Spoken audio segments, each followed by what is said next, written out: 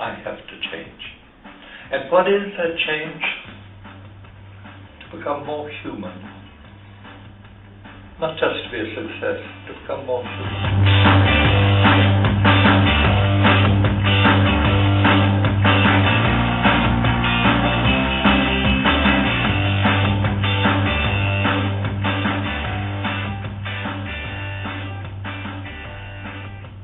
For a man to become a man, he has to be at ease with his body.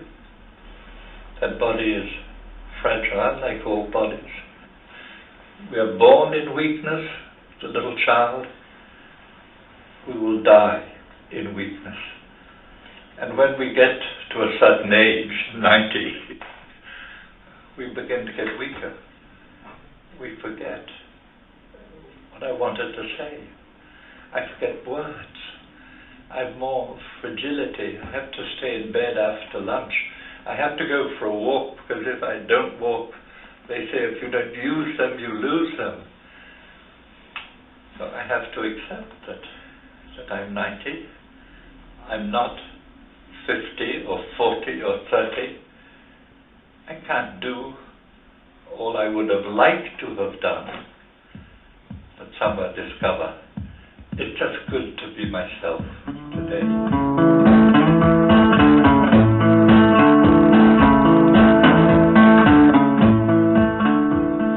See, men have difficulty expressing their emotions. The biggest difficulty with men is when they're upset, they get quickly angry, and angry can very quickly become violence. If I have periods of loneliness or feelings of not success, men can very quickly compensate with a little bit more alcohol, a little bit of drug, because reality is difficult. So men have difficulty with reality. The men are wonderful in the ideology and in the ideology of normality. So they can cut themselves away from reality. And to be human is to love reality.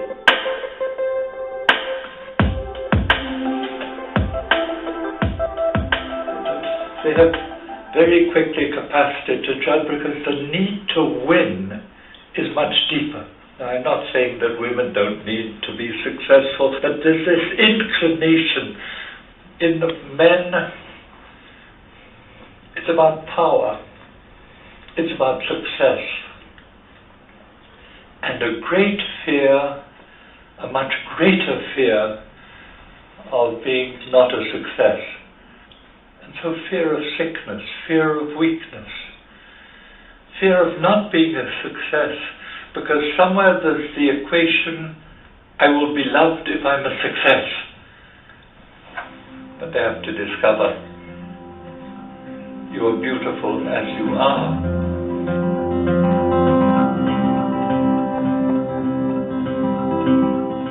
You see, love is linked to weakness.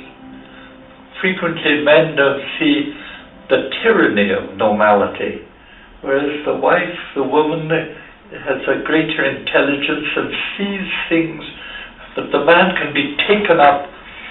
And then here is one of the big problems of men. Has he married his success in work, or has he married his wife?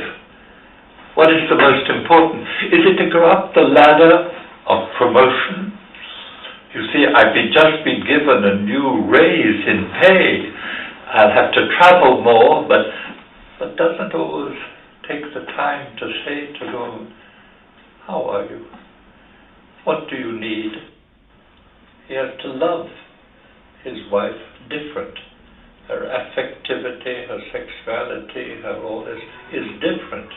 To accept people as they are.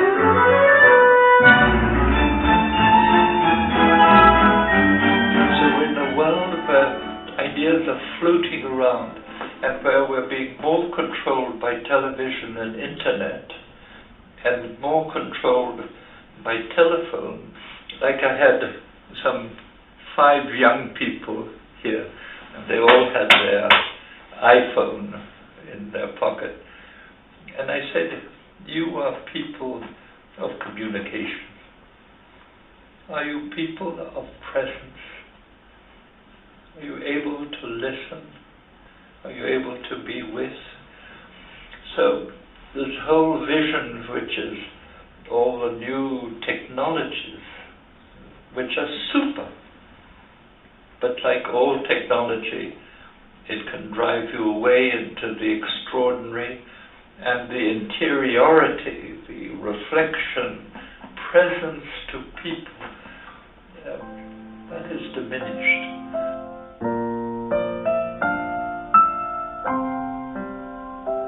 To be human is to know how to relate. And to relate is tell me your story. And I'll tell you a story of a leader in Australia who used to work with people in prostitution to help them to rise out of prostitution. And one day she was in the park of Sydney, and there was a young man dying of an overdose.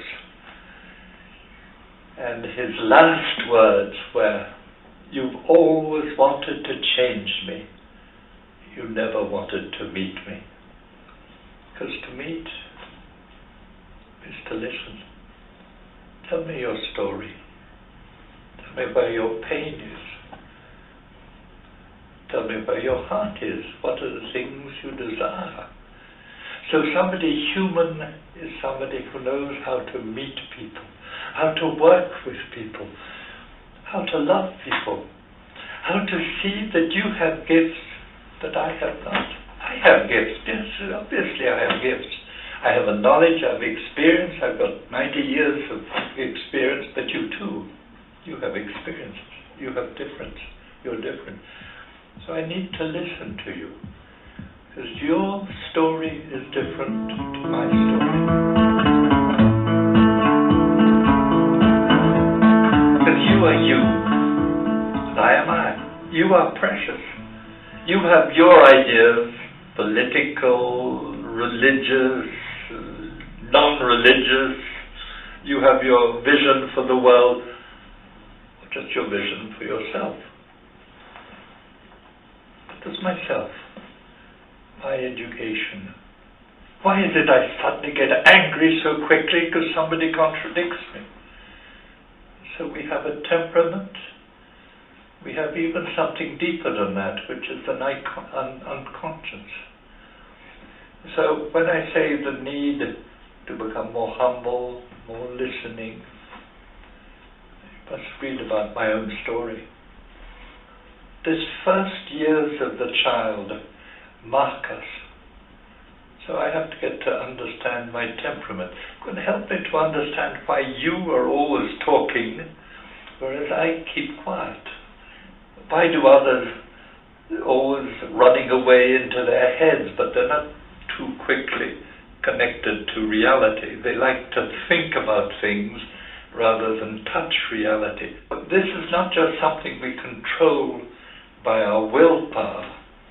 There's an unconscious that we have to get to know about.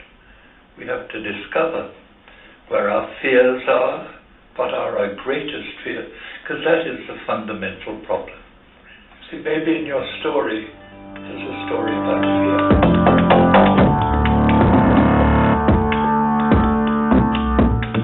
So we are caught up in the tyranny of culture, which is my culture, my group, my religion, my political party, my this, my that, because that gives me security. But to be human is to become free. Free to be myself. Free to become a member of humanity. I'll tell you a story when I was in Chile. And I was welcomed at the airport by Denis to driving me Santiago. And on the way, he slowed down and he said, on the left, all the rich houses, defended and protected by police and military. On the other side, the slum areas. And then he said, nobody crosses this road. everybody's frightened. So the big thing about being human is to meet people.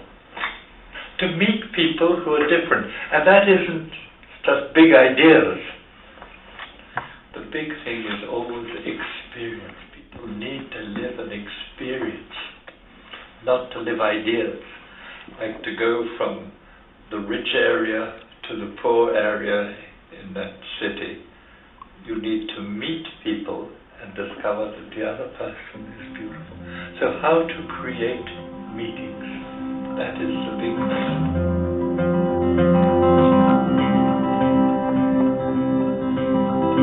You see, we are different, very different from birds and dogs.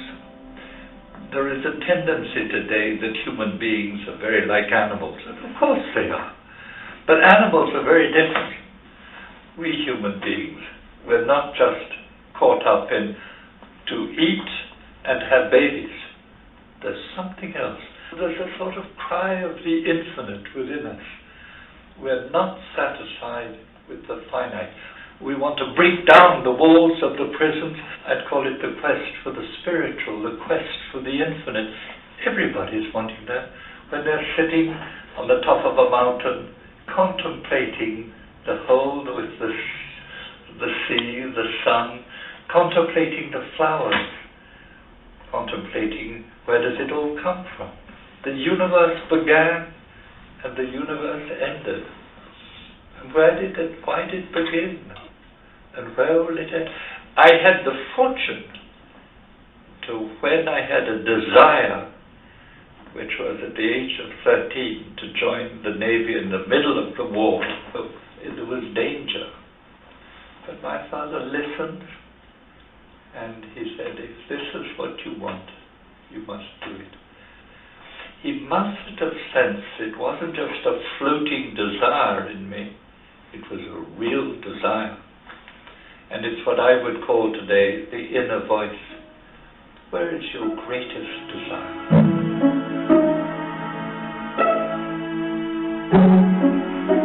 I'm not the one who's the king of the world, and I'm certainly not God.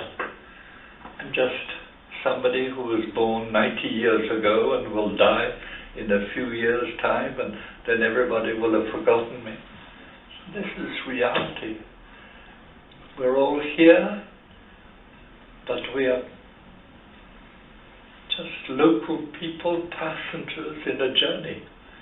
We get into the train, we get out of the train goes on. Humanity has been going on for millions of years.